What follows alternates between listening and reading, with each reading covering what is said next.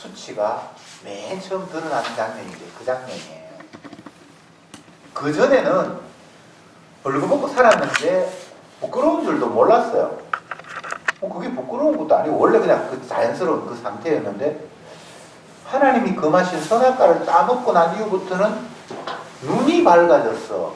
이 표현이 이제 굉장히 의미가 있는 표현인데, 그러면 선악과 따먹고 난 이후에는 시력이 1.5나 2.0이 되었고 그전에는 뭐 마이너스 얼마였는가 그런 이야기는 아니겠죠. 눈이 밝아졌다는 말이 긍정적으로 사용되는 표현이 아니에요. 뭔가 잘못된 선악의식을 갖기 시작했다는 거예요. 벌거벗은 그 자체가 그 전에 선악과 따먹기 전에는 아무 문제가 되지 않았잖아요. 부끄러움도 아니었잖아요. 그런데 선악을 알게 하는 지식이 인간에게 선악을 따먹고 말면 들어감으로 말미암아 뭔가가 이렇게 판단력이 생겨서 이건 부끄러움이야, 수치야라는 그런 생각이 들었다는 거잖아요. 그래서 자기가 부끄럽다고 생각을 하니까 그 부끄러움을 가리기 위해서 또 어떤 장치를, 액션들을 취했다는 거잖아요.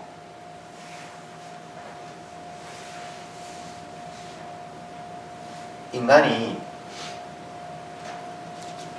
하나님의 은혜가 닥쳐오지 않으면 자기가 죄인이고 부끄러운 사실들도 몰라요. 근데 어떤 환경이 닥쳐오면 그런 사실들이 깨달아지는데, 깨달아지는 것도 큰 은총이지만 깨달아졌다고 해서 다 해결되는 문제는 아니에요. 그 문제를 어떻게 해결할 것인가라는 또 다른 2차적인 문제가 있겠죠. 성도를 놓고 생각해 봅시다. 성도가 평소에는 아담과 똑같은 자라서 선악적인 관점으로 뭔가를 판단하고 생각을 해서 부끄러움도 있고, 내가 부끄러우면 그걸 가리기 위해서 나름대로 노력하는 이런 삶을 살 수밖에 없습니다. 아담의 후손이니까요. 그걸 탓할 수가 없어요. 그런데 그 상태, 지금 네가 선악과를 따먹어서 잘못되게 눈이 발달해서 부끄럽지 않다라는 이런 엉뚱한 기준을 가지고 살아간다는 사실을 언제 깨닫는가 하면 주님께서 찾아오셔서 어떤 사태를 발생시키면 그게 이제 도드라지게 표출이 되는 거예요. 그래서 성도에게 있어서 주님의 찾아오심, 내가 뭔가 잘못되어 있구나, 내가 죄인이구나 라고 깨닫는 순간은 굉장히 큰 은혜예요. 그리고 내 힘으로 내 수치를 가리려고 하는 그 액션 자체가 무의미하다라는 사실을 알려주시면서 주님이 직접 우리의 수치를 가리시는 그런 분이라는 사실까지를 깨닫게 될 때에 그게 온전한 주님의 사랑 안에 들어가게 되는 거예요. 우리가 본문을 보면서 늘 그 생각을 해야 되는 것이, 지금 여로보암 왕이 하나님 앞에 1차적으로 그 앞부분에도 물론 뭐 남쪽에서 찾아온 선지자가 그에게 잘못을 지적하고 했을 때 1차적으로 그의 죄가 지적이 됐죠. 그죠? 근데 이번에는 아들의 아픔을 통해서 다시 한번 그의 죄가 지적이 되고 있잖아요. 이건 사실 은혜거든요. 주님의 사랑이란 말이에요. 근데 이 사랑으로 받아들이지 못하면 결국은 버림받는 것으로 끝이 나는데, 성경이 이런 이야기를 할 때에 우리가 깨달은 바는 여로보암 한 사람에게 관심을 기울이면서 이렇게 해서 결국 이렇게 끝났구나 이렇게 보면 안 되고요. 이 모든 이야기 속에 주님은 자기 백성을 향해서 말씀하시는 거잖아요. 우리를 향해서 말씀하시는 거잖아요. 그러면 우리는 주님의 찾아오심, 내가 어려운 환경에 처하고 내가 어쩔 수 없을 환경을 주님께서 조성하시고 난 이후에 주님께서 나에게 찾아오셨을 때에는 내 죄를 지적하신다, 내가 엉망진창이라는 사실을 알려주시는 상황이다. 이게 첫 번째로 깨달아져야 돼요. 그리고 내 수치를 아담처럼 무화과 잎으로 가려지는 게 아니에요. 하룻밤, 하루낮 햇볕 쫙 쬐면 그 무화과 나무 바짝 말라서 그냥 사라져 버리겠죠. 그죠? 근데 주님은 그런 인간에게 인간의 방법 아닌 무화과 나무 잎이 아닌 짐승의 가죽으로 그의 하체를 가려주시잖아요. 그런 상황까지 이제 이 본문을 보면서 다 우리는 깨달아야 되는 거예요. 로마서 5장을 한번 봅시다.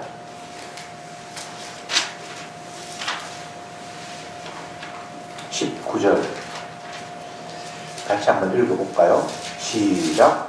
한 사람의 순종치 아니함으로 사람이 죄인 된 것 같이 한 사람의 순종하심으로 많은 사람이 의인이 되리라.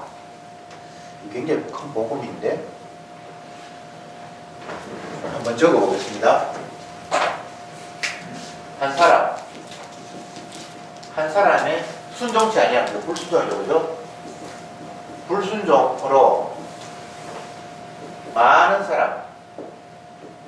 사람이 죄인 된 같이, 또 반대로 한 사람의 순종으로 많은 사람이 의인이 되리라. 이렇게 돼 있죠, 그죠? 여기 앞에 한 사람은 이제 인류의 대표인 아담이고, 두 번째 아담이신 예수님이잖아요. 요 이야기 하고 싶어서 지금 11기 지금 오늘 본문이 진행이 되고 있거든요. 인간은 모두가 다 아담의 후손입니다. 그래서 다 죄인이에요. 아담이 범죄해서 범죄의 결과로 헐게 되었다, 심판을 받았다라는 그 이야기가 창세기에 기록이 되어 있는데, 그 이야기는 아담의 후손인 모든 인류가 다 그 범주 안에 있다는 것을 규정하시는 규범이에요. 누구도 아담의 후손이 아닌 사람은 없어요. 여자의 후손, 아담의 후손이 아니라는 말인데 그건 예수님 외에는 없거든요.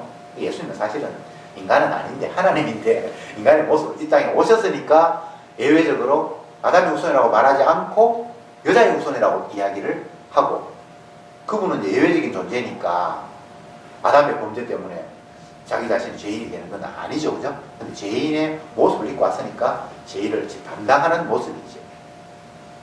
어쨌건 성경은 인간의 범죄를 이야기함으로 말미암아 너는 죄인이야, 그래서 벌 받아야 마땅한 거야 라고 이야기하는 거예요. 한 사람의 범죄를 말미암아 모든 사람이 죄인 된 것 같이. 그러니까 여기서 여로보암의 죄, 오늘 본문의 16절을 한번 보세요. 여호와께서 여로보암의 죄로 인하여 이스라엘을 버리시리니 이는 저도 범죄하였고 이스라엘도 범죄하였습니다. 이렇게 돼 있죠. 다 똑같은데 한 통속이에요. 그래서 아담이 범죄했다라는 이 이야기는 모든 인류가 이런 존재다라는 사실을 이야기하는 거고, 여로보암이 범죄했다라는 이야기는 여로보암의 나라 전체가 엉망이라는 이야기고, 그래서 하나님이 그들을 버릴 수밖에 없다는 이야기예요. 그러니까 오늘 본문을 굳이 따지자면 여기까지 이야기하고 있는 거예요. 한 사람이 불순종하는 말, 많은 사람이 죄인 되었다. 그러니까 이제 뒷부분의 이야기를 우리는 미리 남겨서 해야겠죠. 앞부분만 있으면 복음이라고 말할 수가 없어요. 근데 뒷부분이 합쳐지니까 이거 전체를 복음이라고 이야기하는 거예요. 뒷부분만 이야기하는 게 아닙니다. 복음은 앞부분이 반드시 있어야 하고, 그리고 뒷부분이 첨가될 때에 그것이 복음입니다. 하나님은 복음을 말씀하시면서 언약이다 라고 표현을 썼어요. 앞부분에 신약에서는 복음이라는 말이 없고 언약이라고 말을 하셨어요. 네? 그래서 구약에서 하나님께서 복음을 언약이라고 말씀을 하셨는데, 언약이라고 했을 때에는 말로 뭔가 약속했다라는 이야기잖아요. 주님이 계속 말씀하시는 분이거든요. 말씀하시는 분이 나중에는 몸으로 직접 이 땅에 오셨는데, 주님 오신 그 자체도 말씀이에요. 그게 언약이에요. 하나님 이 땅에 오신 게 언약이에요. 오시겠다고 약속하셨어요. 우리는 말씀이라고 이야기를 하니까 그냥 이거는 뭐 허공에 날리는 이야기다. 사람의 이야기는 그렇죠. 근데 주님의 말씀은 그런 게 아니잖아요. 그 말씀 이퀄 존재예요. 이걸 이제 우리가 자꾸 놓치는데, 사람들은 아니 봐야 보는 거지 뭐 만나자고 하는 그거는 그 다 말뿐이다. 사람은 그럴 수 있어요. 그죠? 그래서 우리가 성경을 보면서 하나님 말씀을 자꾸 이런 식으로 그거는 말이고 실제로 나타나야지 라고 이렇게 자꾸 분리시키는 그 습성이 있어요. 근데 주님은 그렇지 않아요. 말씀 자체가 존재거든요. 무슨 말인지 이해되죠? 그래서 성경 말씀을 이렇게 대할 때는 하나님께서 이렇게 말씀하셨다 이렇게 받아들이지 말고 이것 자체가 실체예요. 존재예요. 주님이 빛이 있으라 하실 때 빛이 있었잖아요. 그 말씀은 하나님 그 자체가 은약하시고 말씀하셨다라는 그것은 그대로 그냥 실천, 존재, 그렇게 받아들여야 성경이 이해가 돼요.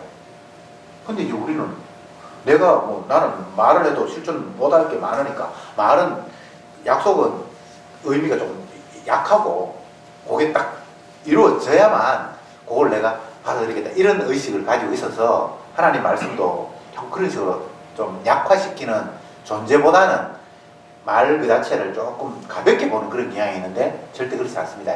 똑같습니다. 그래서 말씀으로 나타나셨다. 예수님은 말씀이다.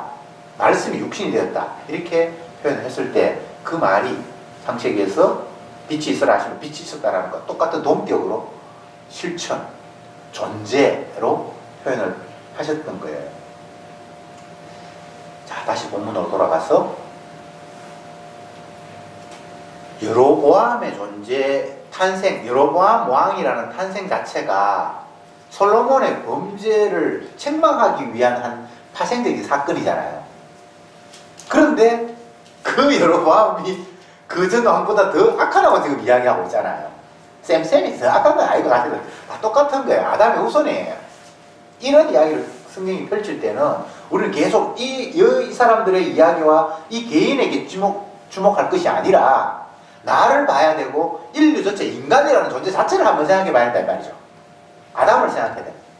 아, 우리는 아담의 후손이라서 이럴 수밖에 없구나. 죄의 삭은 사망이라고 했는데 우리가 죄 짓는 모습을 보면서도 내가 똑같이 그곳으로 빠져갈 수밖에 없는 죄인이구나. 아버지가 날마다 술에 취해서 집에 들어와서 행패를 부리고 어머님을 구타하고 뭐 가구를 파괴하고 고함을 지르고 그러다가 쓰러져 자고 이런 모습을 어린 때 뭐 본 아이들은 저놈의 저 더러운 술 내가 다시는 안 먹겠지, 안 먹어야지 뭐 이렇게 다짐을 하나 해서 되는 사람도 있는데 또 어떤 사람은 똑같이 그 길로 가는 사람도 있어요. 요건 제가 약한 이야기를 했는데 인간의 본성 자체가 아버지를 통해서 보여지고요. 내가 싫든 말든 나도 그 본성을 발휘하면서 살아갈 수밖에 없어요. 그게 성경 이야기예요. 물론 행동 자체는 술 먹는다 안 먹는다는 바꿀 수 있어요. 그건 나쁘다. 근데 술 외에 또 다른 무엇이 나에게 또 그냥 발현될 뿐이에요. 성경은 끝없이 인간의 죄의 깊이에 주목하면서 계속 파고 들어갑니다. 그 이야기가 성경 전체 이야기예요. 그러면서 주님께서 한 사람의 의 때문에 영원히 의롭게 되는 일이 발생하는 사람이 생길 것이다. 그 이야기를 하시는 거예요.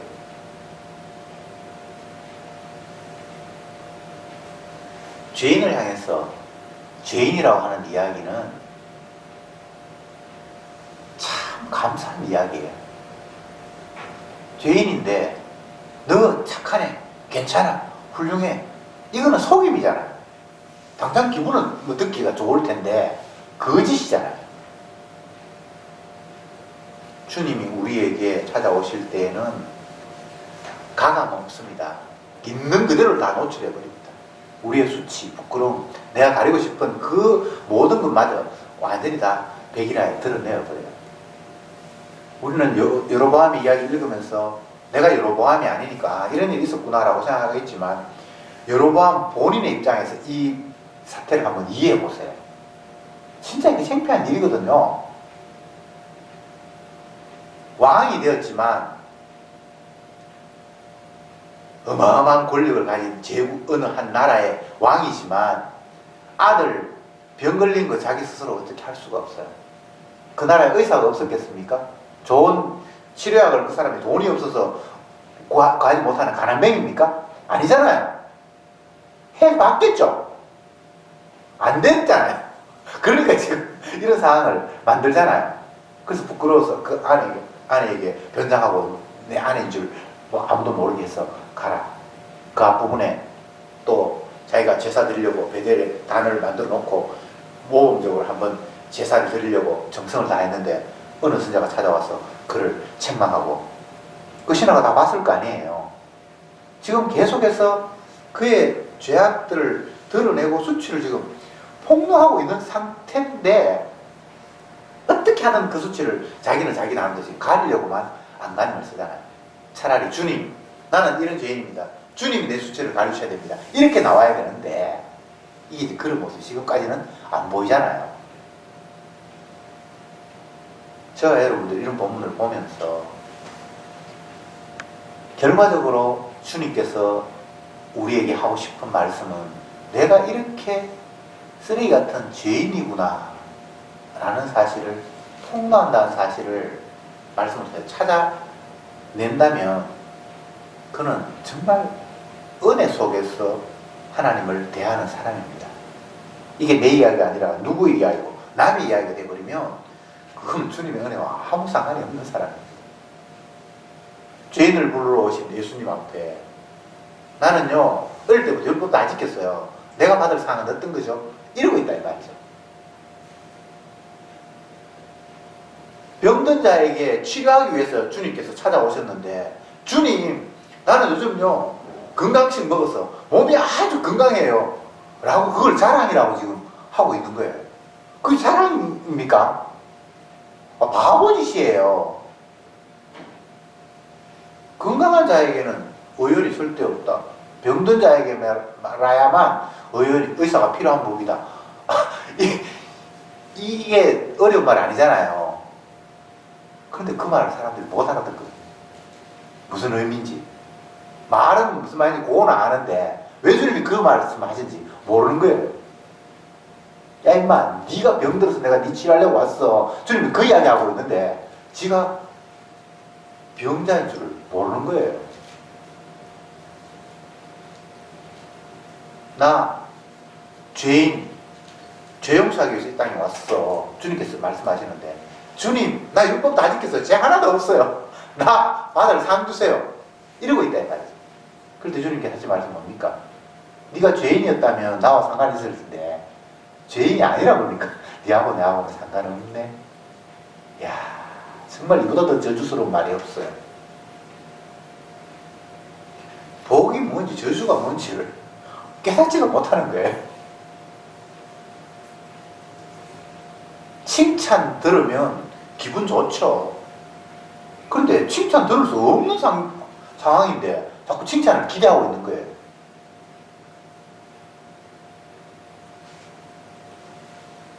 한 사람이 불순종함으로 많은 사람이 죄인 된 것 같이 한 사람이 순종함으로 말미암아 많은 사람들이 의롭게 된다. 이게 성경 전체의 주님의 뜻을 압축한 말씀이잖아요. 이게 어려운 표현입니까? 어려운 게 아니라 안 믿어지는 사람은 이게 우스운 표현이에요. 왜 아담이 범죄했는데 많은 사람들이 죄인이 돼야 되냐? 분명히 다른 개체인데, 전혀 다른 사람인데 아담의 범죄 때문에 왜 내가 벌을 받아야 돼? 그리고 또 반대로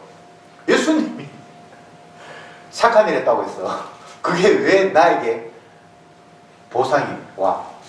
이건 난 잘 안 믿어져. 내가 잘못했으면 내가 뭘 받고, 내가 잘했으면 내가 받아야지. 개별의식.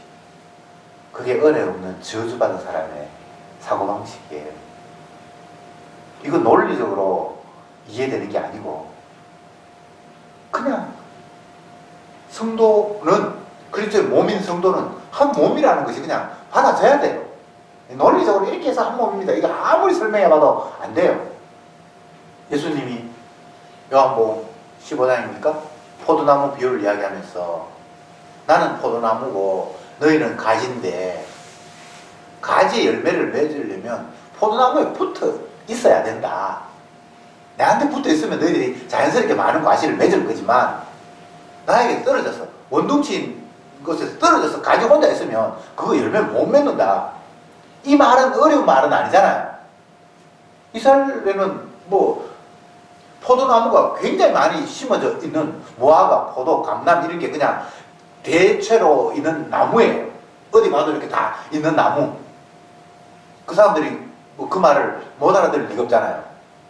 포도나무가 열매를 맺으려면 원둥치에 붙어 있어야, 가지가 붙어 있어야지 열매를 맺는다. 이 말이 그 국민학생도 다 아는 이야기잖아요. 그런데 그게 주님과 자기의 관계가 그런 관계고, 이렇게 넘어가 버리면 그때부터는 이제 믿음이 선물로 작용을 해야만 그 말씀 그대로 그냥 와닿는 거예요. 여러분 주님과 붙어 있습니까? 그러면 아무 문제가 없어요. 그런데 데살로니가에서 성령의 열매를 이야기할 때에, 성령의 열매는 사랑과 희락과 화평과 오래 참음과 자비 양성 충성과 온유니라 이렇게 이야기했을 때에, 사람들이 성령의 열매 맺어야 된다고 안간힘을 쓰는 거예요. 너 사랑의 열매 있나? 화평의 열매 있나? 이렇게 따지고 있는 거예요. 근데 요한복음으로 넘어가 버리면 포도나무가 둥치 붙어 있으면 열매는 저절로 맺히는 거예요. 이걸 뭐 가지가 열매 맺으려고 안간힘을 쓰고 주여 뭐 무슨 열매 맺게 해주십시오, 그렇게 말하는 그 자체가 말이 안 되는 거예요. 어불성설이에요. 그 말은 주님이 열매 맺으라는 말은 네가 붙어 있나를 확인하는 그런 물음이에요.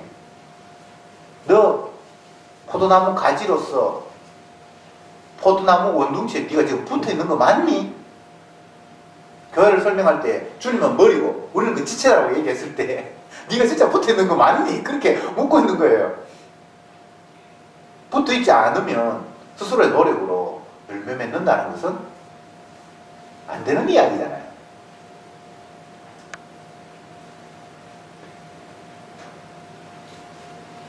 예수님은 우리에게 모든 나를 주시기 위해서 이 땅에 오셨습니다. 내 살과 내 피를 먹지 않으면 그는 생명이 없다. 주님께서 이렇게 이제 말씀을 하셨을 때, 우리가 주님의 살과 피를 내 입장에서 뭐 찾아서 먹고 이런 게 아니에요. 주님께서 자기 생명을, 자기 택한 백성, 아버지께서 내게 맡긴 생명은 내가 하나도 잃어버리지 않고 다 건진다고 말씀하셨을 때, 주님은 아버지의 뜻에 따라서 건져야 될 생명을 위해서 살을 찢고 피를 흘리신 거예요. 내가 먹는 게 아닙니다.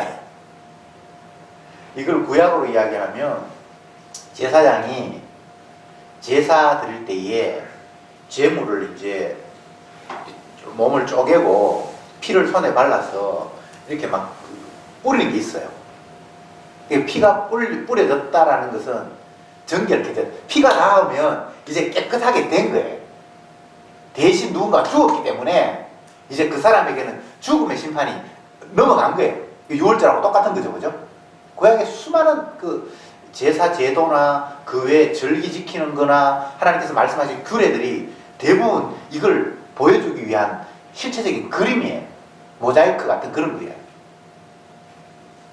퍼포먼스를 보여준 거예요, 구약에.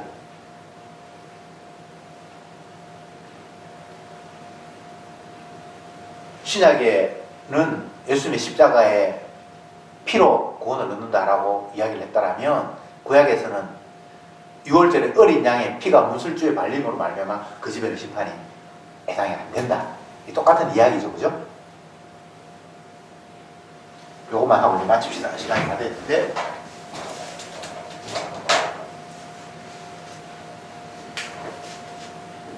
유월절 피, 십자가 피, 똑같은 거예요. 구약의 이제 그림자고 이게 실체인데 똑같은 거거든요. 근데 이제 구약의 그림을 구체적으로 그려보면 이게 집입니다. 집인데 어린 양의 피가 문설주에 이렇게 발려 있어요. 원래는 이 공간 전체, 애굽이라는 공간 전체가 심판, 저주의 공간인데 그 공간 안에 피가 발린 그 독특한 공간이 따로 존재한다 이 말이죠.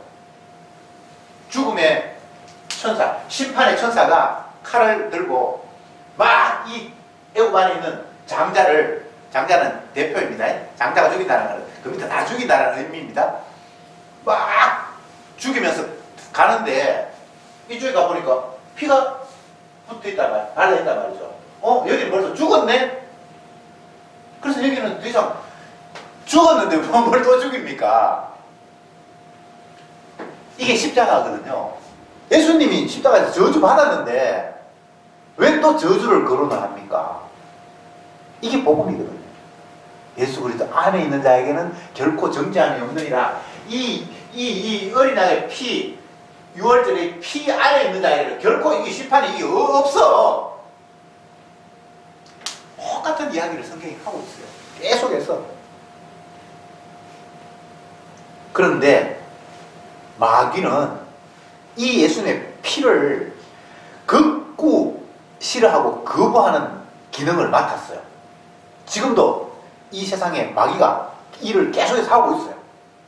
교회에도 나타나서 하고 있고 목사에게도 달려들고 성도에게도 달려들어서 계속해서 이 이야기를 하고 있다니까. 삼킬 자를 삼키려고 두루 다니면서 눈 부릅뜨고 걔들은 지치지도 않아요. 그 기계예요.